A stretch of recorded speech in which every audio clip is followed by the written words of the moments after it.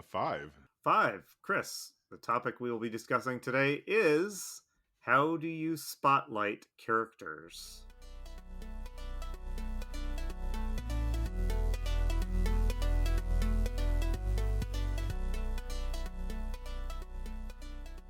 Hello and welcome to Roll for Topic, a roundtable discussion about topics related to running role-playing games. I'm Chris Salzman. And I'm Andy Rao. Andy, we have appearances in the real world coming up that we needed to talk about. Both you and I are going to be at the AADL GameCon coming up in Ann Arbor on April 13th.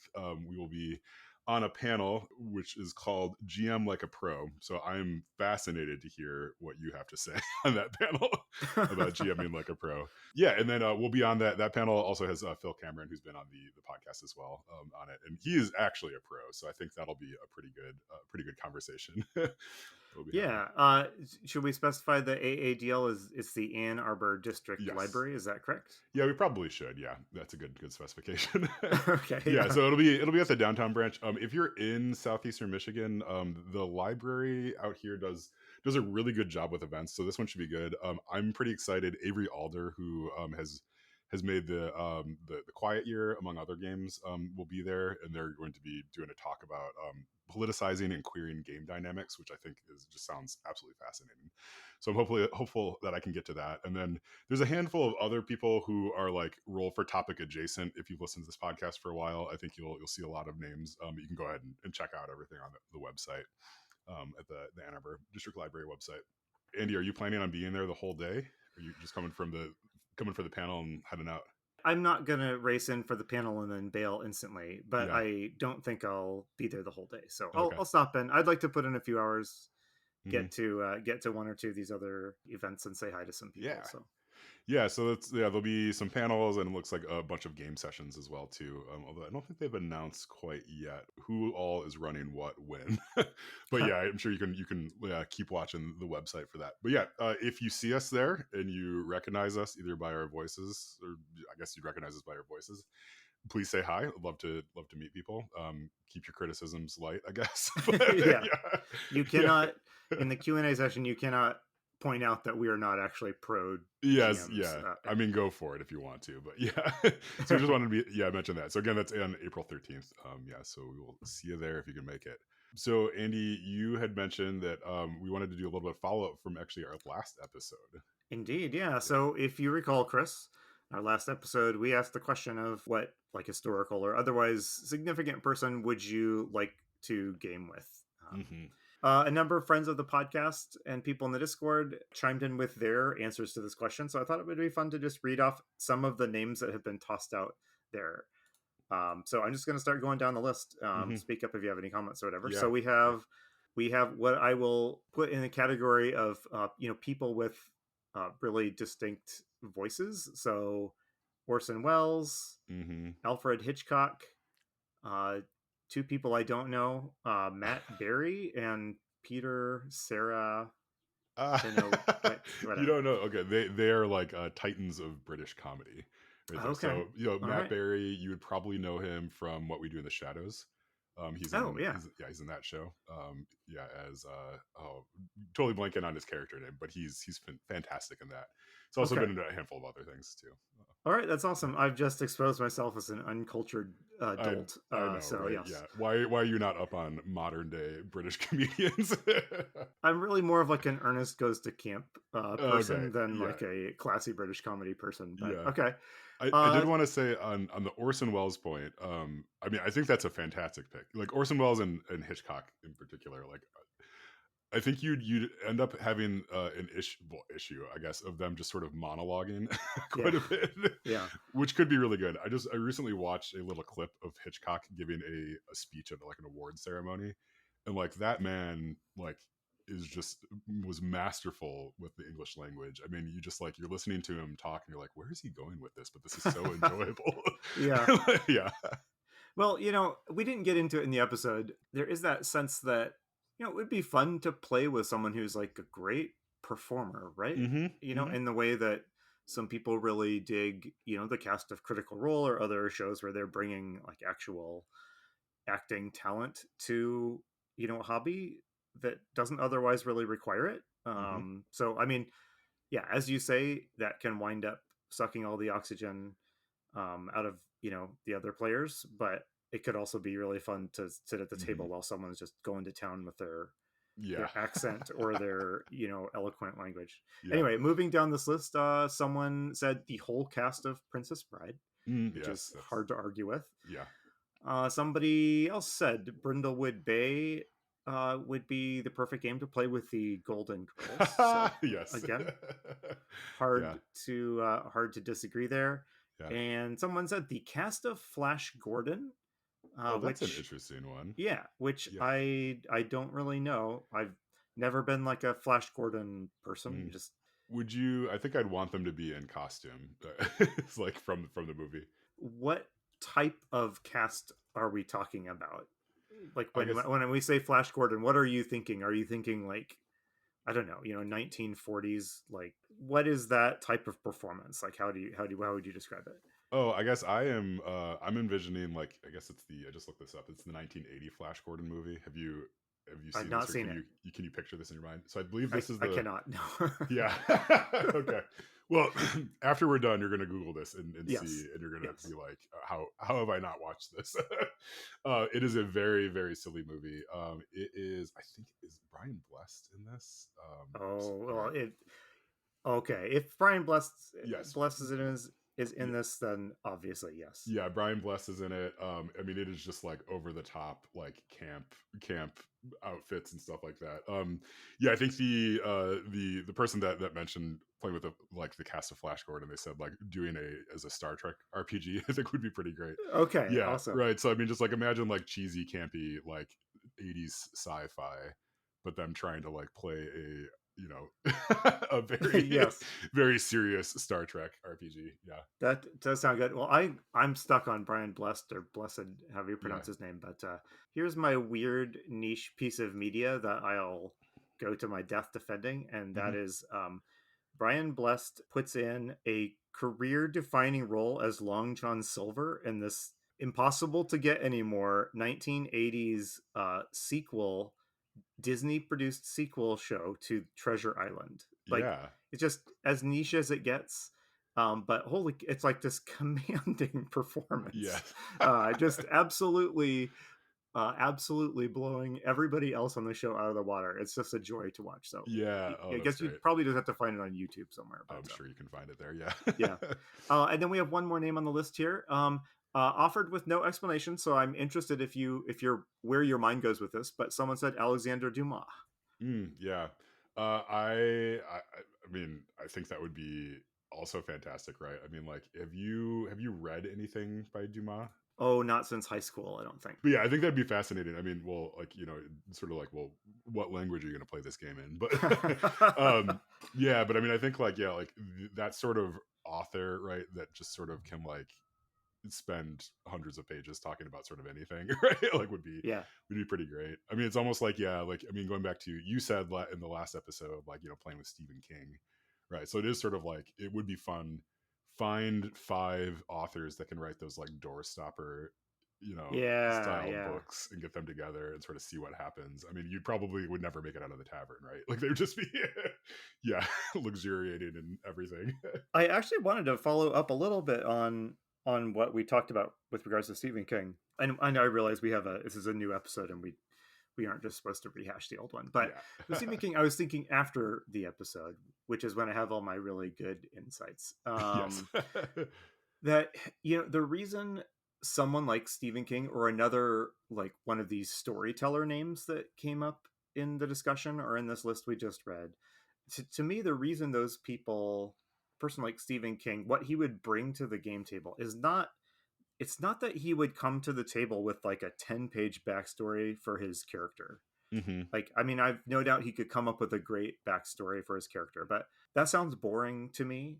What I think a good storyteller who has a skill at fleshing out characters would bring is that they would make decisions in the game that really made sense based on this very three-dimensional character that Yeah. they have like mapped out. So I don't know about you, but I still to this day struggle when I do play a game to make choices that make sense for the character. versus making choices that make sense as a move towards solving the game or Mm, completing the game successfully, right? And I try to avoid that, and there's a lot of different tricks that games do to kind of prompt you to make in character or in genre choices. But I think someone who has that real character focused storytelling skill would be able to like get in the mind of this character, like, and make decisions that, like, I feel like you would always be saying of course so and so chose to whatever, lock himself in the basement at the hmm. first sign of danger. It would just make sense because of what Yeah, we know about the character. So there's my little yeah. addendum. Yeah, no, that's really good, and I mean, I think that gets at sort of the heart of what makes what sort of makes, like, someone fun to play with, right, is their ability to take their character and, like, really embody the character, but then also make decisions that are not, like, 100% for I don't know, like, they're not optimized decisions, right? Yeah. Like, I think, like, there's definitely a way to play games where you are just sort of trying to make the optimized decisions all the time, but I think, like, for me, every time I've had a moment at the table where I'm like, oh, this is really cool. It's when myself or someone else has made a decision that's like, oh, that's going to harm us actively, right? Like Yeah. from getting towards our goal, right? But it also fits with your character really well. And it's like, oh, then I think like that's where we like learn more about the stories that we're trying to tell. I agree. And I think it goes even further beyond just remember to every now and then make a foolish decision, but more Mm-hmm. like what would your character in this moment consider the optimal action to take, Yes. and Yeah. if they're very wrapped up in whatever their circumstance is or whatever their history is, or if they just aren't the sort of person that looks very far ahead, they might make end up making a really foolish decision. But it's Mm-hmm. one that makes sense. It's not just like, haha, I'm going to inject some slapstick into the game, Yeah. right? Yeah. It's not like there's always a good reason behind it. Yeah, because I mean I think like right that's sort of life, right? Like you find yourself making decisions that maybe you're surprised by later. Maybe it's only me, right? Like that you're just like, Yeah. oh, like that was kind of interesting, or like, why did I react that way? Yeah. Right? Yeah. And hopefully you have a space to reflect on that in your life. But yeah, so I mean, I think that's like the interesting part because then otherwise, then you're just sort of a bundle of mechanical numbers, right? Yeah. Like you're just Yeah. all playing, Absolutely. yeah, a numbers game. The other I did want to call out because I think you missed it in the list of stuff. Kyle, in response to this, just posted a single frame from Pinky and the Brain of Brain Okay. from that show. So I don't know. You might have been a little bit too old to get into Pinky and the Brain. Um, Well, yeah. I actually saw that, and I couldn't tell if that was a character he was suggesting or some sort of like Gen Z like meme Yeah. reaction to the Yeah. conversation. So I was like, Okay. I mean, and I went on then to embarrass myself with by not knowing those British comedians. So it's not Yeah. like I have a lot of Yeah. dignity left here, but I was attempting to preserve my dignity. Okay. So carry on. Tell us why No, Pinky and the is that Pinky or is that the brain? that is the brain. Yeah. Okay, Pinky So is the brain. no, Pinky and the Brain. So there's two Okay, characters. Oh, this is fascinating. I'm gonna have to explain this this okay, yeah. 90s cartoon to you. Yeah, so there's the Brain, which is one of it's two mice. There's Pinky, who's kind of like a dumb buffoonish sort of character, and the Brain, who's this like ultra smart mouse. And so every night they try to come up with a plan to take over the world. Like that's Oh, Brain's okay. whole thing. I It's I have like heard yeah, that has soaked through into the general yes, yeah, but zeitgeist. I mean, famously, right? Like they always something goes wrong. Usually, Brain has overextended himself in some way, or come up with a plan that like seems foolproof, but is actually like quite dumb. He blames Pinky for it, but it's often his fault, right? Okay. Yeah, so it would be good.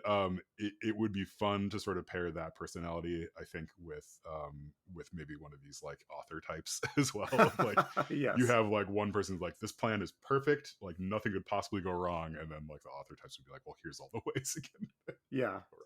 Go wrong. But And again, we can wrap up this yeah, this chat here and move on to a real topic. mm-hmm, But I hadn't really thought about cartoon characters as mm-hmm. possible nominations, and a whole bunch are, the whole cast of Yeah, The Simpsons, and a whole yeah, bunch are jumping in there now. That would be pretty funny to see how that played out. yeah. It'd be fun to have like Wile E. Coyote. I think right? Like yeah, like Yes. yeah. Okay, all right. Well, Okay. let's talk about our topic. Yeah. Yeah. So our topic is the open-ended question of how do you spotlight players. Mm-hmm. So I don't think that we have really talked about this, but I think this is a pretty big piece of being a good GM. So, can I Mhm. get your gut response to like what does it mean to spotlight someone? Yeah, my gut reaction to this is when you've made a concerted effort to sort of pull something out of the narrative to where one particular player through their character can react to like the narrative that you're doing, and it's like right, and that's like a long-winded way of saying like you're kind of focusing on one character either for the whole session, for part of the campaign, or just for like a little moment at the table. A couple minutes or something like that, where you're like kind of specifically saying like let's kind of set everything aside and like we're just going to talk about like this character. Yeah, does that make sense to you, or do you have a different nuance to it? It does make sense. It's not that I have a different nuance on it. It's that the idea of spotlighting characters, I think, is it's not one I grew up with in like kind of the early decades of the Yeah, hobby as yeah. much. I'm not saying it's super new school, but it's a newer concept. This idea, I think, that there is like a coherent character centered kind of narrative Mm, going on that calls for occasional attention being given to it. yeah.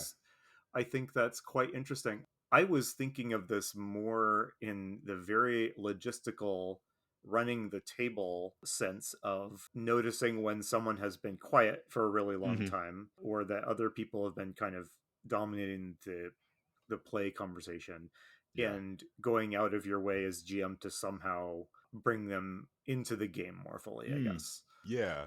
Yeah, I think that for me that's definitely a part of it, right? Is when you notice that someone is maybe trying to find a way to like get in get into the conversation you have like other dominant personalities, is being really specific about like let's stop all that, or you can keep having that conversation, but we're really going to kind of focus on this player for a minute. Right? I think some people appreciate that, right? Like being given that space to like where you're asking them a specific question or like saying like yeah, what is your character doing in this scenario. And other times, right, when you're talking about those dominant personalities, like they're gonna do that no matter what. So it's sort of like, like let them go off, right? But like, yeah, make sure that you're giving those times to like everybody else at the table. I'm mostly GM when I'm playing, Hmm. and I'm wondering if you could describe from an actual play experience you've had of your character being of you or your character, if that's the same thing Hmm. here in some sense, I guess, being spotlighted. What Yeah. can you give me an example? Yeah, so we're the game that I'm playing in right now with Matt Wilson is The Enemy Within. And so again, like I know he's modified it quite a bit, like so I'm not going to get into too many story details, but like he has told me he's making like kind of a specific effort to set each of the chapters sort of targeting one of our characters. So we Oh, have like there's fascinating. chapters within the campaign, right? So Yep. like this last one that we just played was sort of like focused a bit on my character, right? My character, which meant that like plot points where I think they would be somewhat open ended, right? He tried to relate them back to what was Hmm. going on. Like, so my character is this seamstress character, this magical seamstress, which is it's super fun, named Nettle. And so she uses lots of like thread based magic and everything. So I think Okay. like Matt tried to work that in. There was like a demon that we were fighting, right? That we were trying to stop a ritual of, and like that demon was using lots of like thread based magic as well. And like there were some other like little details in there. And so for me, like I mean, like, right, I'm egotistical as everybody else, right? Like it's nice for me to be like, oh, like this is sort of like, this is sort of my time to shine, right? Like I'm Sure. involved in this. Not that he was like, saying everybody else take a sideline. Like Chris and I are gonna play for Yeah. But for three sessions. Yeah. this just has more Hmm. more impact for your character, Yeah. and Mhm. so did your GM talk to you about what that might look like? Yeah, he mentioned it. Yeah, he mentioned it to me, right? Like we're friends, so it's not like this was like a big like sit down conversation. He just yeah mentioned it casually, right? And so I think like knowing that was for me helpful to like to know that like oh like maybe some of these plot beats are going to be coming at me a little harder or a little bit more directly than they otherwise might have, just because that's sort of the focus of this. Yep. And I think for me, whenever I'm playing, like having those moments happen, like does draw me back into the story. Where right, like I mean, it's like anything, right? Like your interest might sort of ebb and flow within a session, but like knowing that you're being asked directly to like contribute or like do something, that's part of it. I mean, I think that like definitely draws you in, right? And like especially the sorts of games that I play tend to be more collaborative narratively. Having the ability to sort of step in and like, yeah, have a bit of that back and forth, or like provide some nuance and stuff like that. So it's not just like, the GM is telling me everything that's happening, right, and like making Yeah. all those decisions and stuff. So yeah. Have you ever been in a game where the spotlighting was more planned out than that? Has a GM ever talked to you and been like, what scenes do you Mm, want to be sure take place around your character, or what do you want? What do you want me to set up for you? mm. Have you been in a game where that kind of conversation took place? Yeah, so I mean, years ago we played a 7th Sea game, and 7th Sea has sort of an explicit mechanic for that. We would sort of be picking the next story beats that we wanted to happen, Hmm. and like stating really clearly, like, here's sort of the next part of my story, and we'll sort of see how that ends up Yep. happening at the table. So everybody had those, right? So like he was kind of constantly like those things were happening having his went around. Like, and that was pretty interesting to me, like, because it allowed you to have a sense of character progression that was pretty explicit, right? So you could define, hey, I want this to be a 5-step story that I'm going to tell over the course of the campaign. And like, I want my character to, I don't know, grow up, like grow up in some way, Hmm. or like learn to be an expert sword fighter, like that. And so if you want that to happen, it's like, well, if I'm going to be an expert sword fighter, I'm going to have to like get a cool sword, take down some sort of like local sword fighter, like train with this sword master, like beat the like big bad with my sword fighting skills, right? So you have these like story beats in there, and it's like they're vague enough that they can kind of slot them in anywhere, but like, I mean, over the course of like a campaign, that can be really cool to sort of see that happening. But like, I Yeah. mean, you can imagine if you have 5 characters that each have these like 5 spotlighted moments that they want, like, there's your campaign right there. It's like, yeah. It's interesting to me that so many games encourage or invite you to chart out your character's kind of mechanical future. You can go online and what's the best leveling guide, or build guide for my Pathfinder Ranger or something like that. Hmm. And it's just interesting that we have that framework that we're encouraged to kind of plan ahead on, but Hmm. there's not generally a corresponding, like, what are the character growth beats or the like personal story beats that you want to, or like milestones you want to hit. Yeah, yeah, yeah. I think it's definitely different. It in some ways it feels, I don't know, like I don't like min maxing just as a general thing. Like, it's not something that like does it for me. I understand that for some people it's great, right? But like, yeah, for me, the thought of like, oh, like what if we can, like, it's the, yeah, like what if we could have all these disparate things that we want to happen with our story that we're telling, and like, let's see how we can sort of fit them together. Like, that's a fun puzzle to me. Like, I would like min maxing that Yeah. that Yeah. sort of thing. Yeah, but way less so. Like, I got to make sure that by level 5 I have enough whatever points to get this spell. It's like, yeah, Yeah. okay, yeah. Well, so what about There's you, like running games, I guess? Do you have any examples of like when you have spotlighted a character? I mean, or like, yeah, or tried to really draw upon like a character's backstory to make something happen? not really in the same way that we've been talking about Hmm. exactly. Generally, my spotlighting has been kind of more spur of the moment. Hmm. Like, I didn't plan this scene because I knew it would have particular resonance for player B, or because I wanted to, like, set the ball or whatever. The Is that volleyball where Yeah, you you set you it for said, someone yeah, else to hit it or something? Yeah. yeah, you bump and then you set it and then someone spikes it. This is what I, I'm told. I've never successfully done right, right. that. I don't know that I've ever worked very hard to make such a planned scene take place. Hmm. But what I do is try to watch in the moment who here is most affected by this, who here has some sort of extra Mm. vested interest in what's going on that maybe the others don't, and I'll try to call them out. But I would say I'm very intrigued at the idea of pushing that a little further, particularly because running a Band of Blades game, and as you know, these like Forged in the Dark games kind of rely a lot on the conversation between the GM and players Hmm. about what the trajectory of their character is going to be. So I don't know. I guess I'm pretty interested. I'm pretty interested. It's not something that I've generally done a whole ton. Does that? Yeah, Yeah. yeah. I mean, it's funny you say that because I think like a game like Band of Blades is almost like minute to minute, just a series of spotlighting, spotlighting, right? Yep. Like, yeah, because you're each time that you pick up the dice to roll, like there's a lot going into that conversation about just even like your position and your effect and those sorts of things, and it is going to Yep. be very much related back to the character and what they have on them and their abilities and all Yep. that sort of stuff. Yeah. That is a good way to put it. Yeah, Hmm. you're right. You inevitably spotlight people in that where everyone's scrounging through their character sheets to see who can spend some stress to Hmm. do this or who has a point of armor they can contribute or something like that. Yeah. Yeah, it's interesting. Like now that I'm thinking about it, playing Blades in the Dark or those sorts of games versus playing D&D, I think that I could describe my fellow or like as a GM or as a player, I could describe everybody else's at the table. I could describe their characters really well in those games, but like with D&D, I don't know if I could describe too many other characters really well that I've played with Hmm. or had played.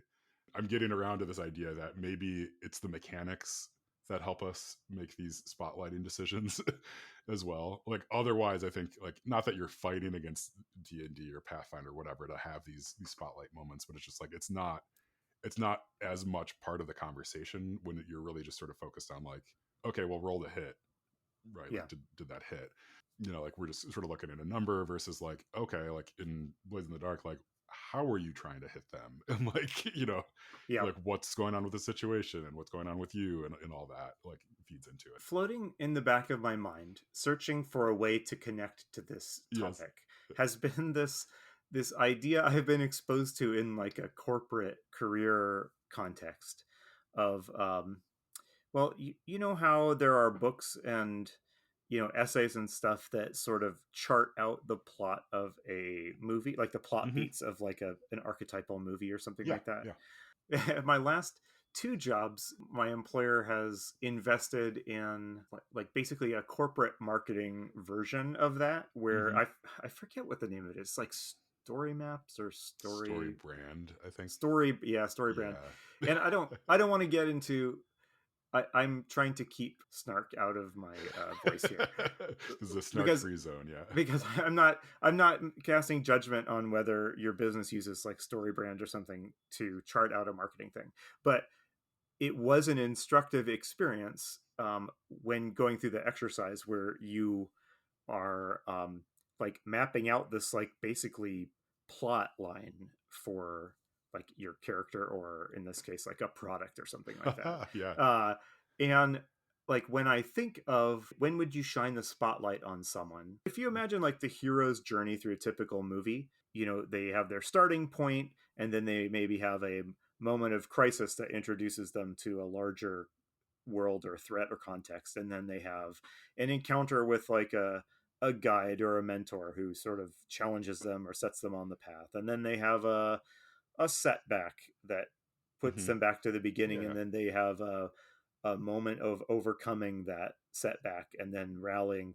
It really is true that like certainly every like major blockbuster piece of entertainment you've watched like follows these. Yes. Yeah. But like those are all like nodes in a character's journey that seems to me would be the perfect place to like shine the spotlight on you and make sure you really wring all of the narrative like depth and fun out of those nodes, those like steps in your journey. Hmm. So I'm thinking of this, you have five players and they're all five players with characters that are all kind of going through their own version of that journey. And I wonder if you could, as the GM, you could, you don't want to define too much, but you could put some thought into like, okay, so character one, this is who they are. What's it going to look like when they face their first big setback, or when they have their big moment of growing up and overcoming their flaw or something like that, and just being ready to shine the spotlight to kind of empower those, like Mm. those scenes. I don't know, is this Yeah. any of this making sense, or is this just gibberish? No, I think that's making sense. Yeah, it is. I think it takes a bit more care than I think most of us spend during our prep time to think about that. I think like when you think about prep, it's often along the lines of like, what cool things can happen in the world, or like, like what's Hmm. happening with the villain, and like, yeah, how many shops does this town have, like those sorts of things. But like what you're talking about is a lot more like, okay, everybody give me your character sheets, and I'm going to map out like, yeah, here's like a handful of things that I want to see your character react to.